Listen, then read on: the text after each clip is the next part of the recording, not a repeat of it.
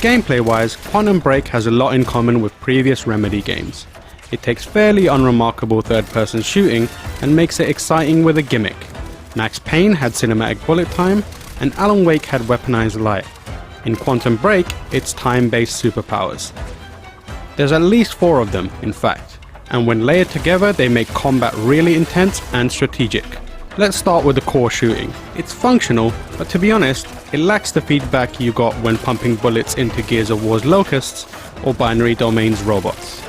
Shooting rifles and SMGs isn't particularly exhilarating, but it's effective in that death by 1,000 cuts kind of way. Grab a shotgun and get close though, and you're working with Mike Tyson grade uppercuts. For that desperate situation when you run out of ammo on primary weapons, you've got a very handy pistol with a bottomless clip. Weapons in hand, it's simply a case of bouncing around cover and gunning down everything in your path. Now that may sound pretty uninspired, and yeah, it kind of is, but it's also a solid foundation on which Remedy builds something far more exciting. Let's backtrack a bit before we get into that. Jack, your hands. Gotta keep moving.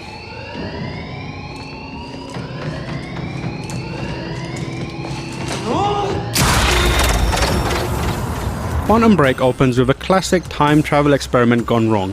In the aftermath, Iceman, aka Jack Joyce, is being hunted by a mega evil organization called Monarch.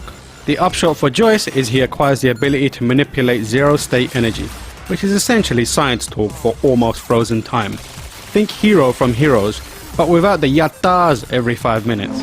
Yatta! It's this time-bending superpower that elevates combat. The first power, Time Vision, acts like Batman's detective mode and highlights all threats in red. Since different enemy types have distinct silhouettes, this was a handy way of giving everyone an ocular pat-down.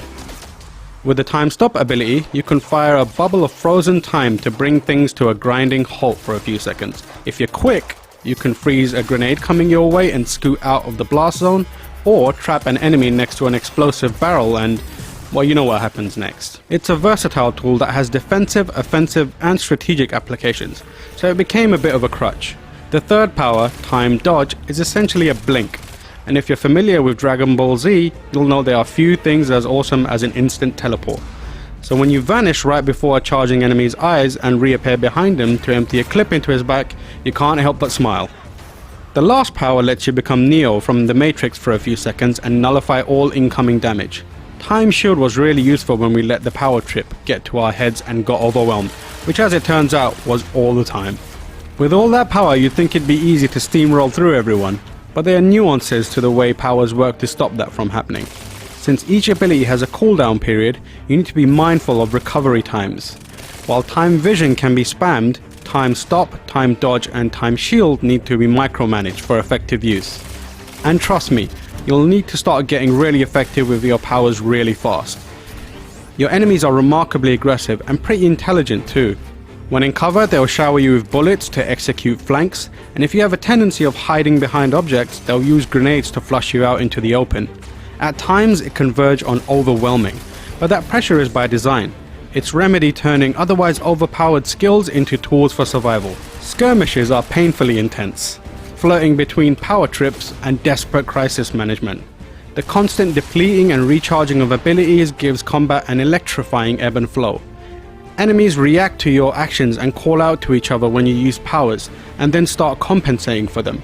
As it turns out, you can also manipulate their teamwork by concentrating gunfire or using abilities to funnel them into choke points.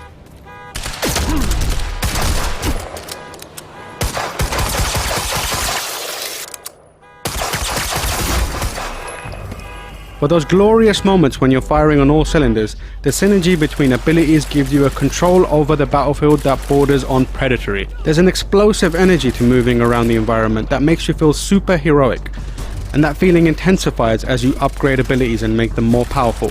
There were a couple of niggles during our hands-on. Aiming always felt a bit off regardless of the sensitivity setting, and the act of moving from cover to cover wasn't particularly satisfying. We could always teleport between points and move around the environment that way, but it always felt like stepping away from drama. But overall, this stuff wasn't a deal breaker. What do you want? Of course, Remedy is also trying some ambitious things with storytelling in Quantum Break, specifically how it's delivering it.